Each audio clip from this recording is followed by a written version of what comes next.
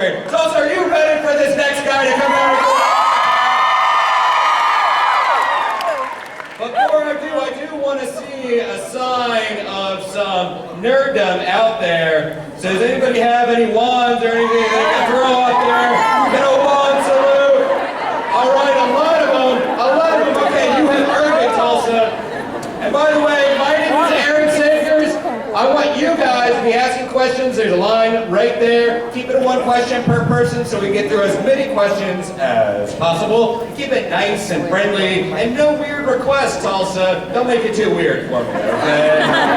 And also make your friends at home jealous that they are not here using hashtag WWTulsaCC on Twitter and social media. All right, without further ado, of course, you know this guy from a few different things, such as Rise of the Planet of the Apes, such as a creepy, cool horror movie, The Apparition, such as the upcoming, you haven't seen it yet, but Fangs of War, which actually sounds really cool, Against the Sun, another one he has coming up, and he is filming a documentary about nerd culture, which I think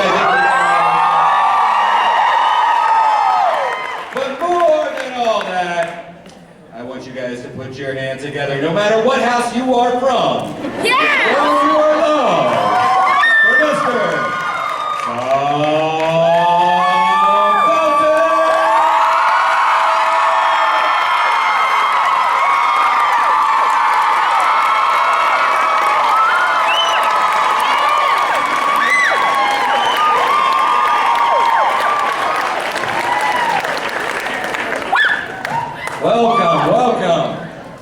Welcome to Oklahoma, man. Thank you very much.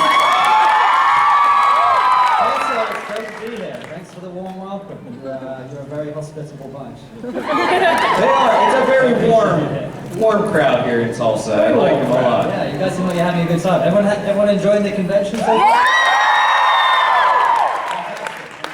Some of you might know that I'm here doing a bit of a documentary as well about the wonderful world of fanaticism, really. You guys have definitely shone a great light on what it means to be a fan and how positive it is. So thanks for letting me stick my camera all around and yeah, they crashed the weekend. I appreciate it. Well, before I take questions, I want to ask, what are you a fanatic about? And what are you a fan for?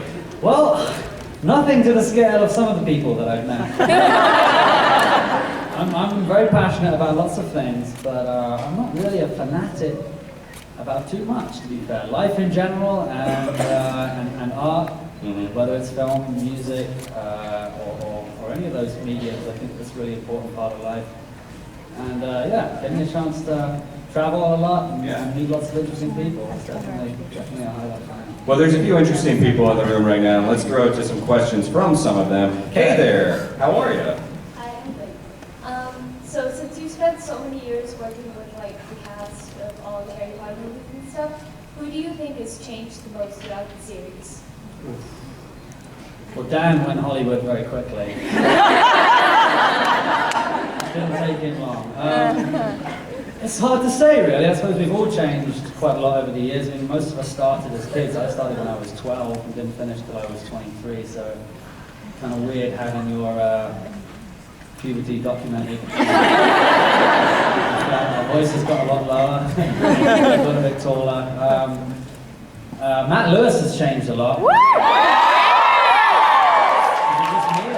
He becomes such a stud. Yeah, he's a very cool guy, and he's definitely changed a lot. Cool. Thank you. Thank you, lovely. Hi there. Hi. Hey, you okay? What's going on? Yeah. Just don't take your hands off the crutches again. I'm trying to get a double thumbs up, and maybe a bad idea. I was wondering what your favorite OTP from the Harry Potter fandom is. My favorite what, sorry? OTP, it's one true pairing. One true pairing. I feel a little in the dark, yeah. I'm not sure if I know as many as you guys do. This is such a dangerous road to go down. I recently found out about Grapple. think that's a sign of approval. I have no idea what the pairing between Draco and an apple. In fact, I had no idea that it was even a relationship. I've come to realize it was from the Half-Blood Prince because he takes a bite out of the apple. Yeah, a lot of people seem to get a kick out of that, so I'll roll with Drapple. I'm pretty convinced that between you and Tom Hiddleston and Benedict Cumberbatch, you guys are keeping Tumblr afloat, pretty much. Oh yeah.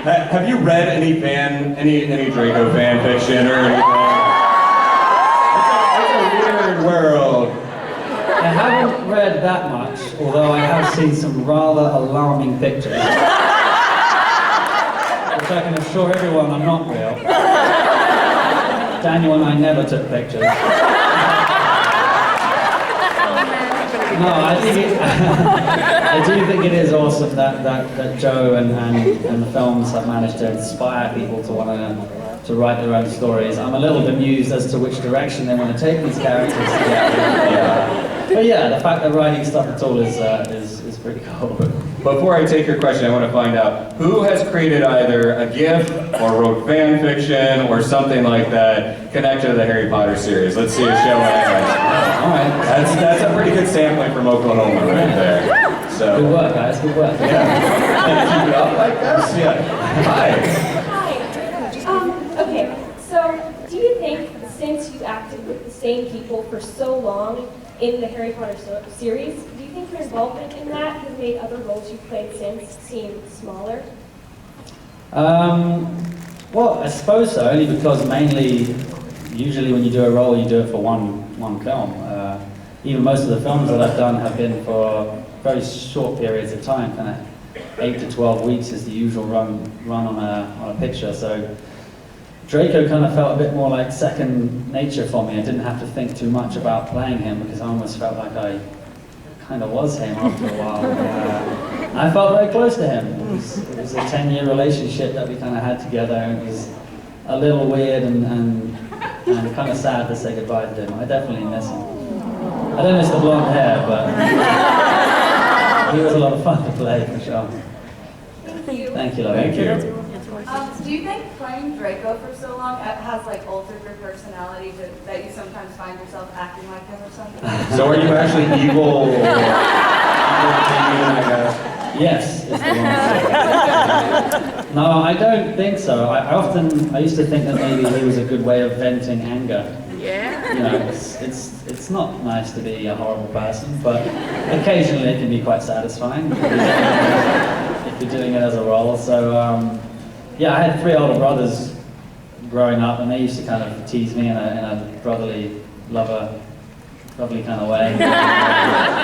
So it was quite nice to kind of vent my anger out on other school students playing Draco. But no, I like to think that Tom would still be the same Tom if I hadn't got a chance to play him. Thank you. Hi there. Hi.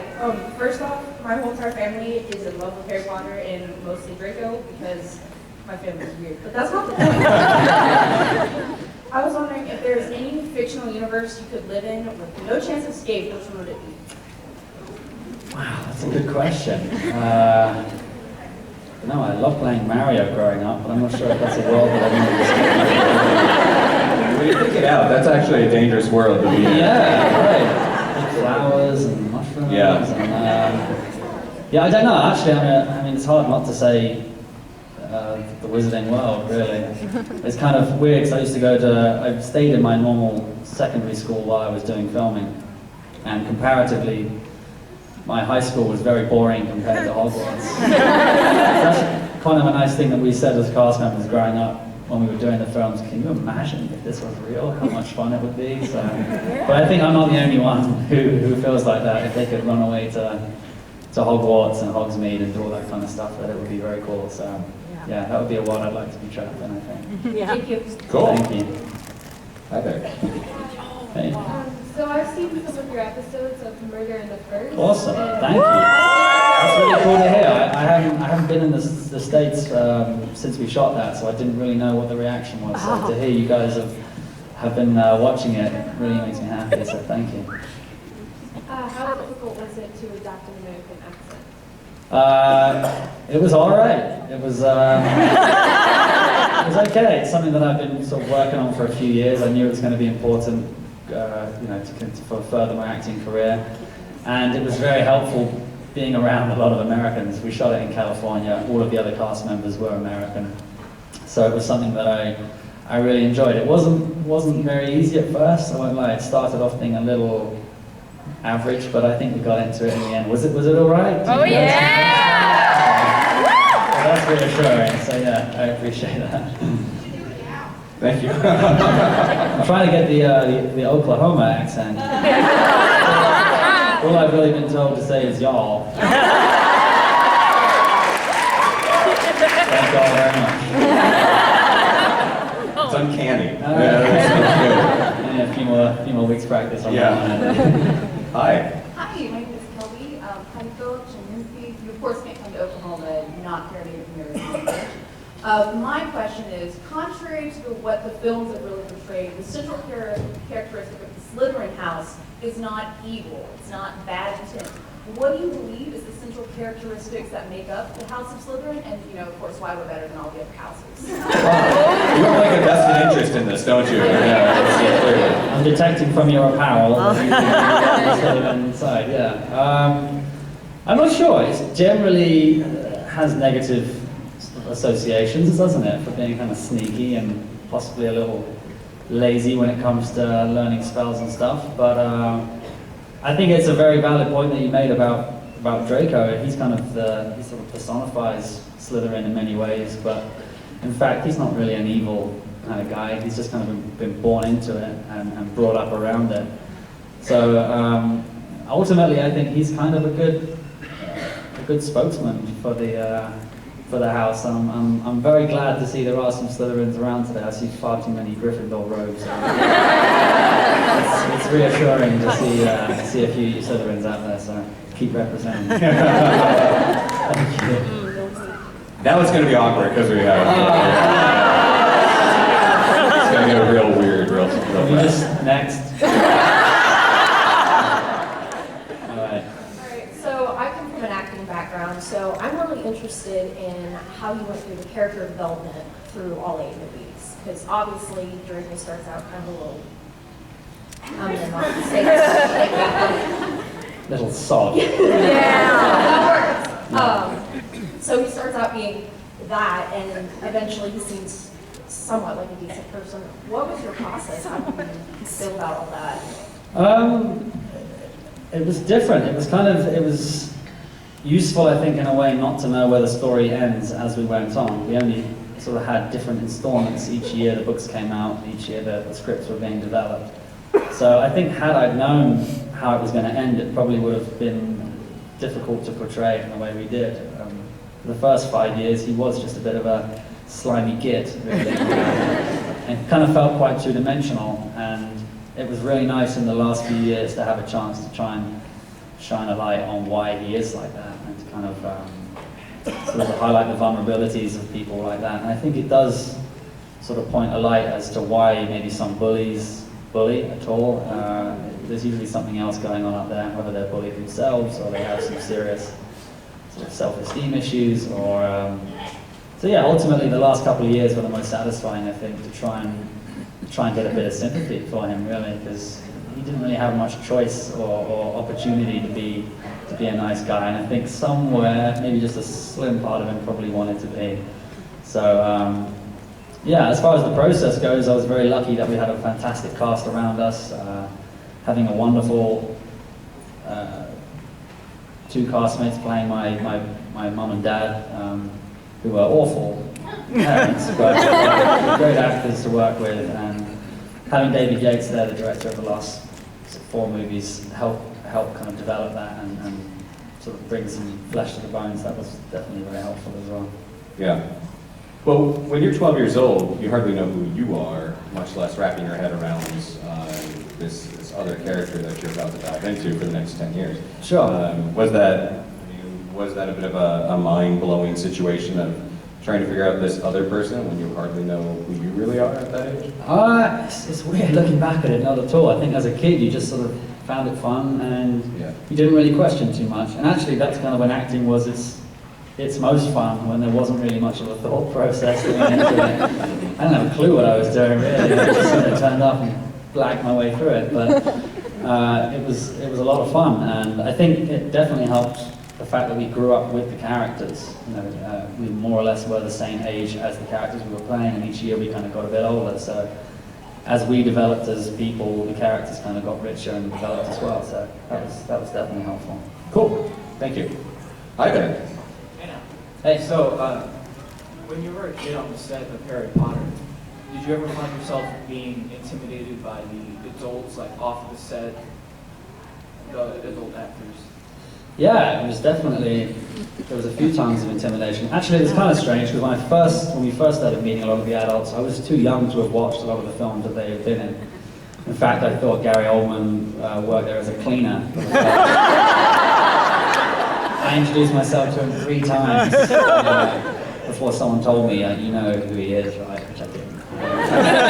I'd just been working with Joseph Fiennes, who's Ralph Fiennes' brother, and he was telling me about his daughters sometimes get a little freaked out by seeing Ralph because of his part as Voldemort. It took me about 6 years to muster the courage to say anything more than "Morning, Rafe." So he's a pretty intense guy. And Alan Rickman, he was one of the only other people. He was such a lovely guy, but a menacing snake. And he rarely took his. In fact, I didn't recognize him the first time I saw him out of costume with no wig and no black cloak on. But he had a lovely mannerism and a incredibly deep voice, and spoke very slowly. I was quite intimidated by him for the first few years, but yeah, only because I'd seen him in Robin Hood, Prince of Thieves as well. That's one of my favourite films growing up. So I knew he was a bit of a badass at heart. So, but yeah, turns out he was lovely and had a great sense of humour, so I enjoyed that. Thank you. Thanks, man. Hi there. Hi, Hello. Tom. Another Gryffindor, really? Secret of a Hufflepuff. Okay, I'm not sure that's much better. I'll let it on. If you had your own Horcrux, what would it be and where would you hide it? So you're asking tough questions here, Tulsa. Should have prepared for that. Own Horcrux. I'm not even sure. Maybe a guitar? I have a lot of guitars, so maybe I can put one in that and stash that somewhere. I'm not sure. I'm going to return fire and say, what would yours be? Oh my gosh. See? It's much easier to think of the questions than the answer. Make it a book. Make it a book. One Okay, I of like my that. Harry Potter books. All right. I read them every summer, so there's Damn it, that was a better answer. Yeah, she came up with that pretty quickly. Where would you hide it?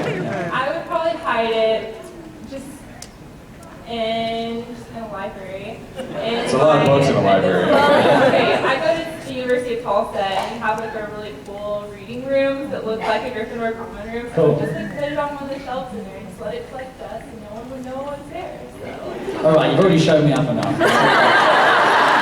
Thank you. Thank you. Hi. Hey, hi. I'll try not to ask a color question if you had to play a character in Harry Potter other than Draco, who would you want to play? I always thought I'd make a rather good Hermione. Yeah,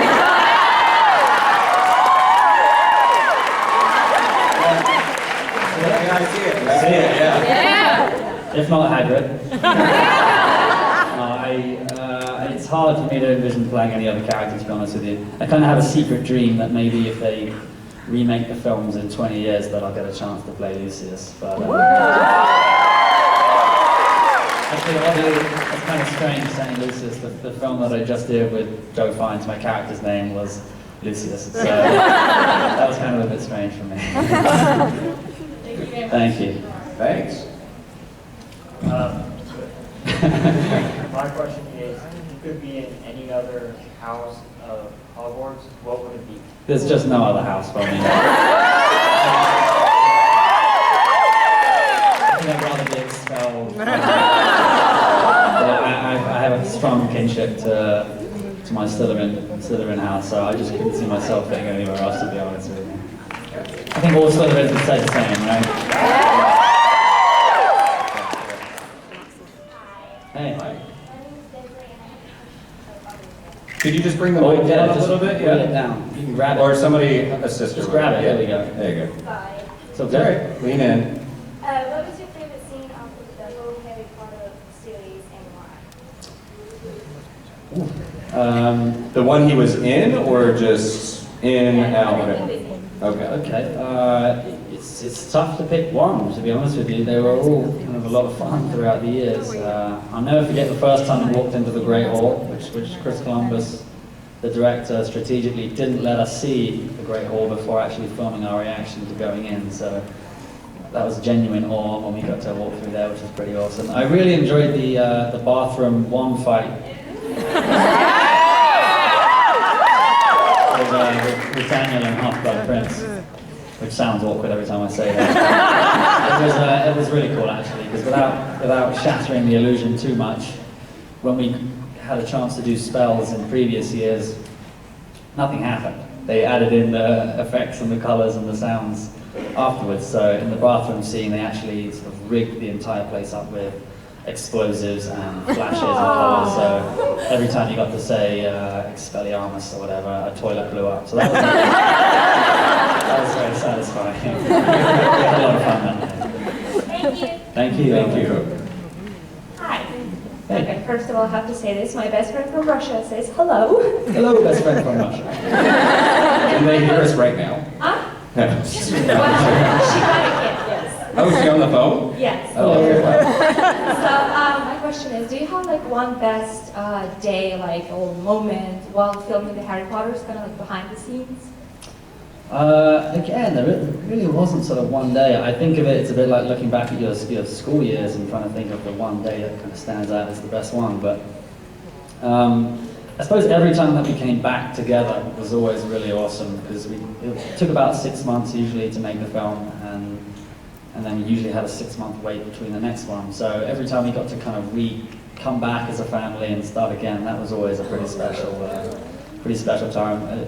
Especially for the last 2 films that we did as one, knowing that it was going to be the last one, it was pretty special, and pretty emotional. The last day of filming was a very sad one, and kind of a big anticlimactic one, and in typical British fashion, we all sort of stood around awkwardly afterwards, gave each other sort of odd handshakes, and I got in the car and drove off before I started crying, to be honest. That was kind of a sad day. Thank you very much. No worries. Thank you. Got a couple of young wizards here. Hey. All right. Come on, guys. Out of all the Harry Potter movies, which one was your favorite? Do you have a favorite? No. No. Alright, well, hopefully my answer is going to be better than that. I like the Chamber of Secrets was my favorite kind of growing up. I haven't actually looked back and seen a lot of them for a while, but I imagine the Deathly Hallows, the last one, part 2, that's the one that kind of resonates with me for a lot as far as the filmmaking and the actual story it tells. I think that was kind of the best one for me. Cool. Do you have a favorite spell in the Harry Potter movies? You have a wand. You got a wand, yeah. No, I haven't really memorized them all. Okay. All right. Well, that's why you go to wizarding school, to learn your That's spells. true. So, Expect your Hogwarts letter soon. yeah. Alright.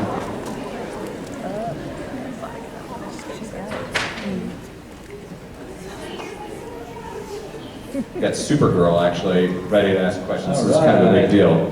Was it whenever you rided on a broom? It was incredibly fun. Nothing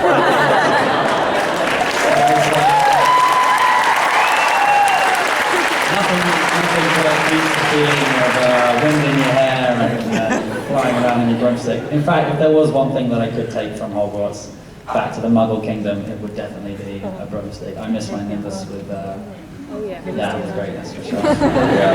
Thank you. Thank you, lovely. This is young Harry? Yeah. All right. Hey, man. Draco, Hey, Harry. whenever when you kiss, whenever when you kiss, when you ever transferred me to you, because you played a boy. Well, sorry, wait, one more time. To me? Come back here.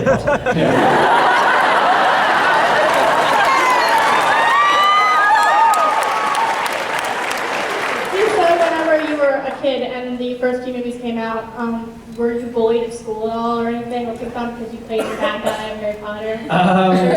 I had some friendly banter thrown in my direction, yeah, but mostly because I had bleached blonde hair.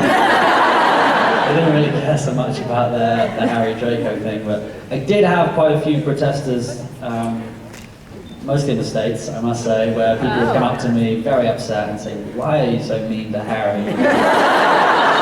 What did he ever do to you?" And I didn't want to shatter the bubble and say, "You know, it's a story." Actually, Daniel and I are good friends, but yeah. But no, not really. To be honest with you, people are mostly understanding, so. But thanks for your question, Harry. Thank you, sir. All right. Unfortunately, I think we're running out of time, but one more question from Spider Girl there. I think we can get through there. Hi. My name's Marissa. Hey, how you doing? My question is, what was your favorite scene from the last movie? Ooh, I love the final battle scene where we had this kind of big showdown between the dark side and the good side in the Hogwarts big outdoor area. That was pretty cool. We shot that for a few months, and Draco has this really awkward walk from the good side to the dark side. Where I had a very affectionate, which I should reconfirm, he's a terrible hugger.